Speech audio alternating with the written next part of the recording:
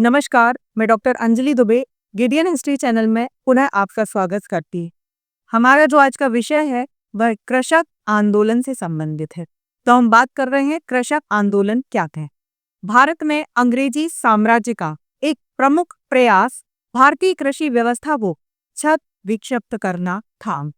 British राज्य की नवीन भू राजस्व प्रणालियों के और नवीन प्रशासनिक ढांचे के परिणाम स्वरूप नए सामाजिक वर्ग उभरे। इनमें जमींदार, अनुपस्थित भूस्वामी, परजीवी बिचौलिए और लोभी साहूकार प्रमुख थे। इन सब ने कृषकों का शोषण किया और अनेक कृषकों को उनकी कृषि भूमि से भी बेदखल कर दिया। बढ़ते हुए उत्पीड़न और भू राजस्व ने बिचौलियों और साहूकारों ने कृषकों को अधिकाधिक निर्धनता के गड्ढे में धकेल दिया। 19वीं सदी के 24 छोटे बड़े व्यापक दुर्भिक्षों ने कृषकों की कमर तोड़ दी। फलतः कृषकों ने सामंती व्यवस्था और अंग्रेज सरकार के उत्पीड़क भू राजस्व व्यवस्था और शोषण के विरुद्ध 19वीं सदी के उत्तरार्ध में आंदोलन किए और 20वीं सदी में ये कृषक आंदोलन राष्ट्रीय आंदोलन के प्रभाव और प्रसार से अधिक व्यापक भी हो गए। हम देखेंगे बंगाल में नील उत्पन्न करने वाले कृषकों के विद्रोह को। 19वीं सदी के प्रारंभ में ईस्ट इंडिया कंपनी के कुछ अवकाश प्राप्त यूरोपीय अधिकारियों ने तथा अन्य विदेशी धनवानों ने बंगाल और बिहार के जमींदारों से भूमि मोल लेकर के उस पर भारतीय कृषकों से नील की खेती करवाई, क्योंकि उस समय नील का व्यापार अधिक लाभप्रद था। विदेशी भूस्वामी प्लांटर्स ने विदेशी भूस्वामी जो थे वह प्लांटर्स कहलाते थे। ये कृषक को नील की खेती के लिए पेशगी धनराशि देते थे, उस पर ब्याज भी लेते थे। फलतः कृषक को कम मूल्य पर नील बेचना पड़ती थी और पीढ़ियों तक यह पेशगी धनराशि नहीं चुका पाता था। विदेशी प्लांटर्स ऐसी शर्तों पर नील उगाने के लिए कृषकों को बाध्य करते थे जो लाभप्रद नहीं होती थी। फलतः 1859 में नील उगाने वाले कृषकों ने विद्रोह किया। सन 1864 में रेंट अधिनियम के विरुद्ध कृषकों में व्याप्त तीव्र असंतोष से इस नील विद्रोह को अधिक व्यापक बना दिया और कृषकों ने नील बोने से इनकार कर दिया। पर सरकार ने इस व्यापक विद्रोह से बचने के लिए एक अधिसूचना प्रसारित की, जिसमें घोषित किया गया कि रैयत की भूमि की रक्षा की जाएगी, जिससे कृषक मनचाही खेती करे और नील की खेती करवाने वाले उसमें हस्तक्षेप नहीं कर सकेंगे। वे चाहें तो नील उत्पन्न नहीं करने वालों पर दीवानी मुकदमे चला सकते हैं। इसके बाद हम देखेंगे पटना में कृषक विद्रोह सन 1873। सन 1859 के रेंट अधिनियम के विरुद्ध कृषकों में तीव्र असंतोष बढ़ रहा था। यह असंतोष सन 1873 में पटना में कृषक विद्रोह के रूप में फूट पड़ा। अब कृषकों ने अपना एक संघ बना लिया और इस संघ के द्वारा कृषकों ने जमींदारों द्वारा बढ़ाए हुए भूमि कर के विरुद्ध न्यायालय में मुकदमे दायर कर दिए थे। ग्रामीण क्षेत्रों में कृषकों ने भूमि कर देना बंद कर दिया था। इससे स्थिति और अधिक विस्फोटक बन गई थी। परिस्थितियों से बाध्य होकर के अंग्रेज सरकार ने कृषकों की भूमि कर समस्या का निराकरण करने के लिए सन 1879 में रेंट कमीशन नियुक्त किया और इसकी अनुशंसा के आधार पर सन 1885 का बंगाल टेनेंसी एक्ट पारित किया गया। इसके बाद हम देखेंगे महाराष्ट्र में कृषक विद्रोह सन 1875। महाराष्ट्र में अत्यधिक भूमि कर हो जाने से संसार की मंडियों में कपास के भावों को गिराने से अधिक लोभी गुजराती और मारवाड़ी साहूकारों के द्वारा कृषकों को ऊंची ब्याज दरों पर ऋण देने से और इस ऋण के अदा नहीं करने पर कृषकों की भूमि पर साहूकारों द्वारा आधिपत्य स्थापित कर लेने से कृषकों में तीव्र संतोष फैल गया। दीवानी न्यायालयों में निर्णय प्रायः साहूकारों के पक्ष में ही हो जाते थे। अधिकतर कृषक भूमि से बेदखल हो जाते थे और उनके जीवन निर्वाह के साधन नष्ट हो जाते थे। इससे कृषकों ने साहूकारों के विरुद्ध विद्रोह कर दिया। इसका नेतृत्व गांव के पटेल कर रहे थे। कृषकों ने साहूकारों के मकानों तथा दुकानों पर आक्रमण किया और उनमें आग लगा करके उनको नष्ट कर दिया। विशेषकर वे दस्तावेज जिस पर कृषकों ने हस्ताक्षर कर रखे थे, यह विद्रोह पूना जिले से प्रारंभ हुआ और शीघ्र ही अहमदनगर जिले और उसके आसपास के क्षेत्रों में फैल गया। सरकार ने विद्रोह की जांच के लिए एक दक्षिण उपद्रव आयोग नियुक्त किया। इनकी अनुशंसाओं पर कृषक को राहत देने के लिए सन 1879 में कृषक राहत अधिनियम पारित किया गया था। इसमें दीवानी विधि संहिता की कुछ धाराओं पर प्रतिबंध लगा दिया गया और कृषकों को ऋण न लौटाने पर गिरफ्तार कर जेल में बंद नहीं किया जा सकता था। इसके बाद हम देखेंगे पंजाब में कृषक आंदोलन कैसे रहे। तो पंजाब में अंग्रेजी प्रशासन तथा नहरों के विकास के कारण लोभी साहूकारों का प्रभाव बढ़ा और कृषकों ने अपनी आवश्यकताओं की पूर्ति के लिए अपनी कृषि भूमि साहूकारों के यहाँ गिरवी रखना प्रारंभ कर दिया। इससे कृषक साहूकारों के चंगुल में फंसते चले गए और उनमें तीव्र असंतोष फैला। नहरों के परिणाम स्वरूप बसाए गए ग्रामों में यह असंतोष अधिक फैला था। इन ग्रामों में जो नए बसाए गए थे, जैसे चिनाव नहर आबादी ग्राम क्षेत्र, पंजाब सरकार ने कृषकों को कुछ शर्तों पर कृषि के लिए भूमि दी थी। जब तक कृषकों ने उन शर्तों का पालन नहीं किया, तब तक उन पर सामूहिक अर्थदंड लगाया गया। इससे कृषकों में अत्यधिक रोष भी भड़क गया था। इस प्रकार कृषकों की ऋणग्रस्तता, कृषकों की भूमि का अकृषक वर्ग के पास हस्तांतरण तथा सामूहिक अर्थदंड के कारण पंजाब में कृषक आंदोलन प्रारंभ हुआ।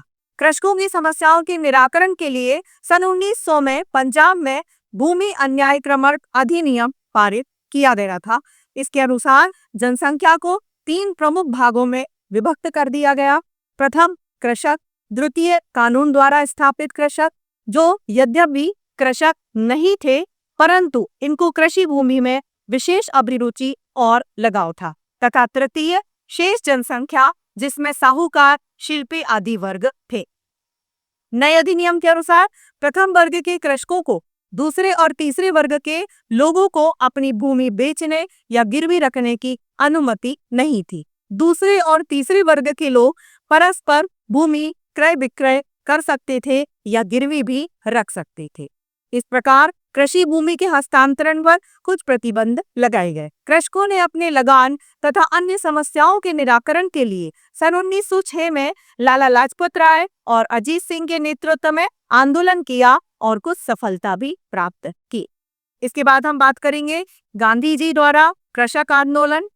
गांधी जी के राजनीतिक मंच पर आ जाने के बाद उन्होंने अपने अहिंसक सत्याग्रह में किसानों को भी सम्मिलित कर लिया और स्वाधीनता संघर्ष को अधिक व्यापक बनाया। कृषकों में भी उनके अत्याचारी शोषणपूर्ण व्यवस्था के विरुद्ध संगठित आंदोलन करने की भावना जागृत हुई और उनका साहस भी बढ़ा। उत्तर बिहार में चंपारण जिले में नील के उत्पादक और भूस्वामी जो यूरोपीय थे, कृषकों को अधिक पीड़ित कर उनका शोषण करते थे। गांधी जी ने बाबू राजेंद्र प्रसाद की सहायता से नील उत्पादक कृषकों की वास्तविक दशा की जांच करवाई। सन 1917 में बिहार सरकार ने भी जांच समिति नियुक्त की। गांधी जी के नेतृत्व में हुए चंपारण के कृषक आंदोलन के परिणाम स्वरूप जांच समिति नियुक्त हुई और उनकी अनुशंसाओं पर आधारित चंपारण कृषि अधिनियम पारित किया गया, जिसमें नील उत्पादकों द्वारा विशेष प्राप्ति बंधित कर दी गई। 3 कथिया पद्धति, जिसके अधिक कृषकों की उत्तम भूमि उनसे छीन ली गई थी, समाप्त हो गई और कृषकों से वसूल हो रही कर वृद्धि भी सीमित कर दी गई थी। सन 1918 में बंबई प्रांत में गुजरात में खेड़ा जिले में वर्षा का अभाव हो गया था, जिससे फसलें नष्ट हो गई थी, पर सरकार ने भूमि कर में छूट देने की अपेक्षा उसे निर्ममता से वसूल करना प्रारंभ कर दिया था। इस पर गांधी जी ने भूमि कर न देने के लिए कृषकों को संगठित कर सत्याग्रह प्रारंभ किया। अनेक कृषक जेल भी गए थे। अंत में अंग्रेज सरकार ने कृषकों की छूट की मांग को स्वीकार कर लिया। चंपारण और खेड़ा के आंदोलन और सत्याग्रह से कृषकों में संगठित होकर आंदोलन कर सफलता प्राप्त करने के लिए आत्मविश्वास जागा। सन 1928 में खेड़ा जिले में कृषकों ने बारदौली में पुनः सत्याग्रह प्रारंभ किया। बंबई सरकार ने भूमि कर में 22% की वृद्धि कर दी थी। गांधी जी के निर्देशन में सरदार पटेल ने यहाँ के कृषकों के आंदोलन का नेतृत्व किया था। इनमें कृषकों को सफलता भी मिली और जांच के लिए एक आयोग भी नियुक्त किया गया था। हम देखेंगे बंगाल में कृषक आंदोलन। अन्य प्रांतों के समान बंगाल में भी कृषक आंदोलन प्रारंभ हुआ, पर यहाँ कृषकों ने आंदोलन चलाने के लिए सन 1926 में श्रमिक और कृषक दल और सन 1929 में कृषक प्रजा दल स्थापित किए थे। ये दल कृषकों की मांग को लेकर के सक्रिय रहे। फलतः सन 1925 में बंगाल टेंटेन सम्मेलन और सन 1926 में बंगाल कृषक सम्मेलन आयोजित हुए। इन सम्मेलनों के कारण कृषकों ने जो आंदोलन आरंभ किया वह प्रमुखतया लोभी साहूकारों और निर्मम जमींदारों के शोषण के विरुद्ध था। इसके बाद हम देखेंगे उत्तर प्रदेश में कृषक आंदोलन। अन्य प्रांतों के समान उत्तर प्रदेश में भी कृषकों के संगठन और उनकी मांगों के लिए आंदोलन प्रारंभ हुए थे। पूर्वी उत्तर प्रदेश में किसान सभा कृषकों का संगठन बनाया गया और बाबा रामचंद्र के नेतृत्व में इसने कृषक आंदोलन प्रारंभ किया। सन 1930 में गांधी जी के सविनय अवज्ञा आंदोलन के प्रभाव से कृषकों के आंदोलन में तीव्रता आ गई। सन 1930-31 के बीच जो विश्वव्यापी मंदी आई उसमें कृषि उपज के भाव भी गिर गए, जिसके फलस्वरूप कृषक भूमि कर नहीं दे सके। इस पर अनेक जमींदारों व तालुकेदारों ने कृषकों को भी बेदखल कर दिया। इनके विरुद्ध कृषकों ने जवाहरलाल नेहरू और बाबा रामचंद्र के नेतृत्व में संगठित होकर के आंदोलन किया, पर इस आंदोलन को बलपूर्वक दबा दिया गया। किंतु इसका परिणाम यह हुआ कि कृषक अधिक आत्मविश्वासी और अपने अधिकारों के लिए जागरूक हो गए। इसके बाद हम बात करेंगे दक्षिण भारत में कृषक आंदोलनों पर। दक्षिण में कृषकों की मांगों और उनके बढ़ते हुए आंदोलन से बचने के लिए सन 1929 में मालवाड़ टेनेंसी एक्ट पारित किया गया था। इनकी धाराओं से संपन्न कृषकों के हित अधिक सुरक्षित हो गए, पर खेतीहर कृषक मजदूरों के शोषण की उपेक्षा की गई। मद्रास प्रांत में भू राजस्व व्यवस्था के लिए रैयतवाड़ी व्यवस्था थी। कुछ क्षेत्रों में जमींदारी व्यवस्था भी प्रचलित थी। 20वीं सदी के प्रारंभ में मद्रास में जो कृषक आंदोलन हुए वे जमींदारों के शोषण और अत्याचारों के विरुद्ध ही रहे। सन 1920 में असहयोग आंदोलन के समय कृषकों ने भी इसमें भाग लिया था।